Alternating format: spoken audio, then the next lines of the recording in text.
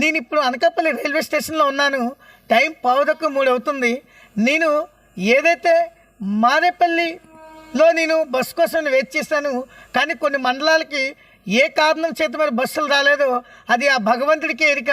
కానీ ఏదైతే నేను హైందవ శంకరామైనటువంటి సభకి నేను బయలుదేరాను, కానీ బయలుదేరితే నేనే నా ఏరియాకే బస్సులు రాలేదేమో అని చెప్పి నేను అనుకున్నాను. కానీ నాకు ఇక్కడ ఒక సాధువు కనిపించారు. అసలు ఈ సాధు ఎందుకు వచ్చారు, అసలు ఈ సాధు ఎందుకు అసలు ఈ రైల్వే స్టేషన్ కూర్చున్నారు?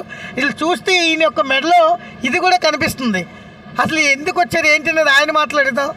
నమస్తే, హరి ఓం స్వామి. మేము బాగున్నారా? బాగున్నామండి. మీరు ఎక్కడి నుంచి వచ్చారు? మీ పేరేంటండి? మాది వేచలం దేవరాపల్లి మండలం.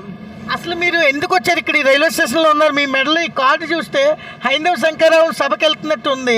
నిజమేనా? అవునంటారు కాదండి? హైందవ శంకరావం మీటింగ్కి వెళ్తున్నాం. అసలు మీరేంటి అసలు ఇంత అర్ధరాత్రి ఎందుకు రైల్వే స్టేషన్లో మీరు ఇక్కడ ఉన్నారు? మాకు బస్సులు కొన్ని బస్సులు వస్తాయనేసి మాట ఇచ్చారు.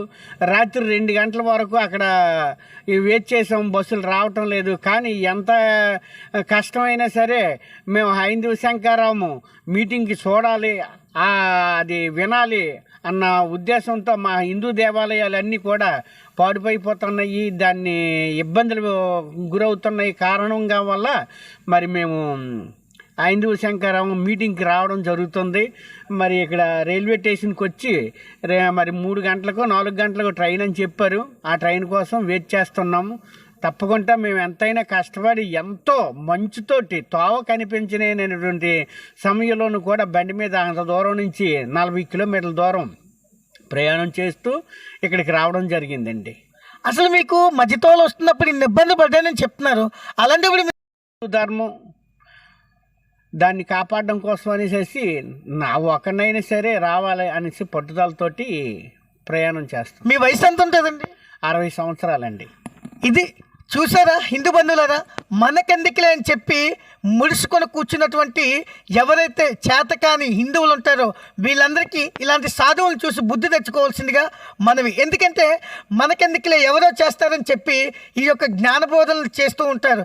ఇటువంటి వాళ్ళకి ఖచ్చితంగా ఇలాంటి సాధువుల యొక్క జ్ఞానబోధ వాళ్ళకి నిజంగా అగ్ని రగిల్చేలాగా ఉండాలని చెప్పి ఆశిస్తున్నాం. అసలు ఈ యొక్క దేవాలయాలను గవర్నమెంట్ నుంచి విడిపించుకోవాలి రామచంద్రం అని చెప్పి ఏడుస్తూ ఉంటే ఇంకా కొంతమంది సెక్యులర్ గాళ్ళు ఎవరైతే ఉన్నారో వీళ్ళందరూ కూడా చక్కబెద్దలు చేసుకొని ఇంట్లలో కూర్చొని ఉంటున్నారు.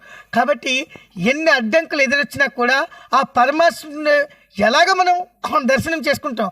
కానీ ఈ దేవాలయాలు రక్షించుకోవాలని ఒకే ఒక తపన మా అందరిలో ఉంది. కాబట్టి మేము ఖచ్చితంగా వెళ్ళాలని తన యొక్క కోరికని నెరవేరాలని చెప్పి నేను కూడా వెళ్తున్నాను. కాబట్టి నిజంగా ఇలా ఈ కళని మన భారతదేశం వ్యాప్తంగా దేవాలయాలన్నీ కూడా మన హిందువులు చెంతకు రావాలని చెప్పి మనందరం ఆ యొక్క దేవదేవుడిని మనం వేడుకుంటూ భారత్ మాతాకి జై జై శ్రీరామ్, జై శ్రీరామ్.